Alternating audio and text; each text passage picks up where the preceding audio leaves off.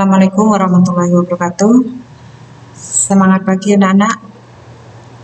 Perkenalkan, nama saya Ibu Astuti yang akan menjelaskan materi prakarya. Oh ya, sebelum Ibu menjelaskan materi tersebut, Ibu harap kalian selalu tetap tersenyum, menjaga imun, menjaga protokol kesehatan, jaga jarak, menjauhi kerumunan, selalu mencuci tangan, dan tak lupa selalu memakai masker. Dan tak lupa lagi selalu kalian berada di dalam rumah karena musim pandemi ini masih belum berakhir. Ibu harap kalian dan Ibu doa semoga kalian selalu dalam lindungan Allah Subhanahu wa Ta'ala. Baiklah, Ibu akan menjelaskan materi prakarya, yaitu materi yang akan Ibu jelaskan adalah materi komoditas tanaman sayuran. Mana tujuan dari pembelajaran ini menjelaskan tentang keberagaman jenis tanaman sayuran yang ada di Indonesia dan juga mengetahui aneka jenis tanaman sayuran beserta manfaatnya. Komoditas tanaman sayuran yang diambil dari daunnya atau dimanfaatkan daunnya adalah di mana daun tersebut memiliki tumbuhan atau mengandung klorofil yang berfungsi sebagai menangkap energi dari cahaya matahari yang bisa menangkap fotosintesis dari daun. Nah, daun adalah berwarna hijau. Yang Ibu ambil manfaatnya adalah sayuran kangkung. Kenapa kangkung yang Ibu ambil? Karena kangkung banyak dijumpai atau familiar menjadi makanan kesukaan kita sehari-hari dan juga cenderung memiliki harga yang sangat murah di pasaran. Selain kangkung, juga ada sayuran bayam. Dari berbagai jenis sayuran yang banyak dikonsumsi, salah satunya adalah bayam. Karena tanaman ini dikenal sebagai sumber zat besi yang penting, dan kandungan zat besi dalam bayam itu relatif lebih tinggi daripada sayuran lainnya. Zat besi di sini berguna bagi penderita anemia untuk pembentukan sel darah merah. Tanaman bayam ini dibedakan menjadi dua jenis, yaitu tanaman bayam liar dan tanaman bayam budidaya.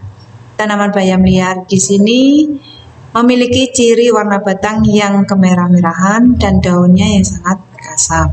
Sedangkan bayam budidaya mempunyai warna kemerah-merahan atau hijau keputih-putihan serta bunga yang keluar dari ketiak, cabang, dan berdaun lebar. Selain kangkung dan bayam, di sini Ibu menjelaskan tentang daun pepaya. Daun pepaya juga banyak manfaatnya karena daun pepaya mengandung vitamin C yang jauh lebih tinggi daripada buahnya. Daun pepaya juga mengandung antioksidan tinggi, di mana antioksidan diperlukan untuk memerangi radikal bebas dalam tubuh, yang bisa menjaga kesehatan sistem kardiovaskular dan memberikan perlindungan terhadap kanker usus besar.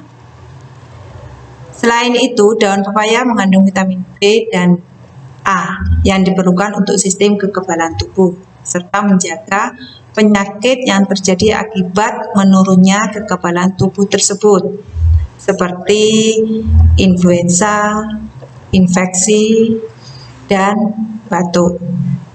Jika kalian memiliki penurunan kekebalan dan sering batuk maupun pilek maupun infeksi, bisa kalian manfaatkan daun pepaya tersebut, baik itu diminum airnya maupun dimakan daunnya. Mungkin bisa dicoba kalian di rumah. Selain kangkung maupun bayam dan daun pepaya, sawi juga termasuk golongan sayur yang dimanfaatkan daun maupun bunganya. Sawi adalah sekelompok tumbuhan dari Menga Brassica yang dimanfaatkan daun ataupun bunganya sebagai bahan pangan sayuran, baik segar maupun diolah. Penyebutan sawi biasanya mengacu pada sawi hijau. Ada pula sawi putih yang biasa dibuat sup ataupun diolah menjadi asinan. Jenis lain yang kadang disebut sebagai sawi hijau adalah sawi sayur atau sawi sendok yang disebut dengan pakcoy atau bokcoy. Sini sawi sendok merupakan jenis sayuran daun kerabat sawi yang mulai dikenal pula dalam dunia boga Indonesia. Sawi dapat dipanen pada umur 40-50 hari, mulai dilakukan pada minggu ke-7 setelah tanam. Itu cara budidaya tanaman sawi atau sayuran sawi. Tanaman sayur yang dimanfaatkan umbinya, di mana umbi bagian paling bawah dalam tanaman sayur yang dapat dimanfaatkan adalah akar dan umbinya, yang biasanya terdapat di dalam tanah, tidak beruas dan berbuku. Ibu ambil contoh di sini adalah wortel. Wortel dengan kata Latin Daucus carota L. Wortel merupakan sumber vitamin A yang baik untuk kesehatan mata. Selain itu mengandung banyak vitamin B dan C. Jadi selain A, wortel juga memiliki vitamin B dan C. Macam-macam atau jenis dari wortel ada 3, yaitu jenis imperator, jenis cantanei, dan jenis nantes. Mungkin di sini jenis dari wortel itu ada yang bisa untuk sayuran dan ada bisa untuk buah. Jadi wortel itu bisa untuk sayur maupun bisa untuk buah. Dimakan langsung dengan rasa manis dan segar itu ada. Jika yang dibuat sayuran itu biasanya tidak ada rasanya, berbentuk kasar, tidak halus. Selanjutnya, tanaman yang dimanfaatkan buahnya adalah di mana buah merupakan perkembangan lanjutan dari bakal buah atau ovarium. Buah biasanya membungkus dan melindungi biji.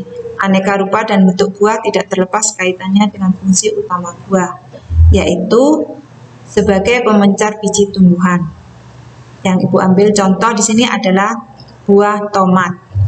Tomat merupakan jenis sayur buah yang banyak digunakan sebagai bahan pelengkap masakan. Dengan rasa asam pada tomat dapat menambah cita rasa makanan menjadi lebih segar. Selain masakan, tomat juga bisa untuk minuman. Bisa dibuat jus dan bisa dibuat yang lain-lainnya. Karena tomat juga mengandung vitamin C, sehingga segar atau baik untuk penderita sariawan. Selanjutnya yaitu buah terong. Terong mengandung serat dan karbohidrat yang rendah sehingga bermanfaat untuk mengatur gula dan mengontrol penyerapan glukosa dalam tubuh. Terong di sini bisa dibuat untuk masakan saja ya. Kalau untuk jus itu tidak boleh. Karena buah terong ini hanya bisa digunakan atau sebagai pelengkap masakan. Ada buah terong warna ungu maupun warna hijau. Selanjutnya adalah buah pare. Pare bermanfaat untuk mencegah kanker payudara, menurunkan gula darah. Di dalam pare terkandung serat dan vitamin C yang berfungsi untuk menjaga kecantikan kulit. Selain sebagai masakan, pare di sini juga bisa untuk kecantikan kulit. Bagi kalian para remaja yang masih puber, bisa digunakan untuk kecantikan kulit kalian. Bisa dibuat masker dan bisa dibuat yang lain-lainnya. Bisa dimakan langsung ya nggak apa-apa. Itu terserah kalian. Selanjutnya, Ibu akan menjelaskan tentang pengembangan komoditas tanaman sayuran. Di mana pada tahun 2015 Direktorat Hortikultura mengembangkan 7 komoditas sayuran, yaitu bawang merah, cabai rawit merah, jamur, kentang, sayuran daun, dan bawang putih. Pengembangan tanaman sayuran ini sesuai dengan peraturan Menteri Pertanian atau Permentan dengan nomor 50 Permentan OT titik 140 bulan 8 tahun 2012. Ini mengembangkan strategi komoditas yang ditempuh melalui 7 kegiatan berikut ini. Pengembangan kawasan, registrasi kebun, sekolah lapang Good Agricultural Practices, penanganan pasca panen, sekolah lapang Good Handle Practices, pengembangan kelembagaan dan kemitraan, pemasyarakatan produk bermutu pameran.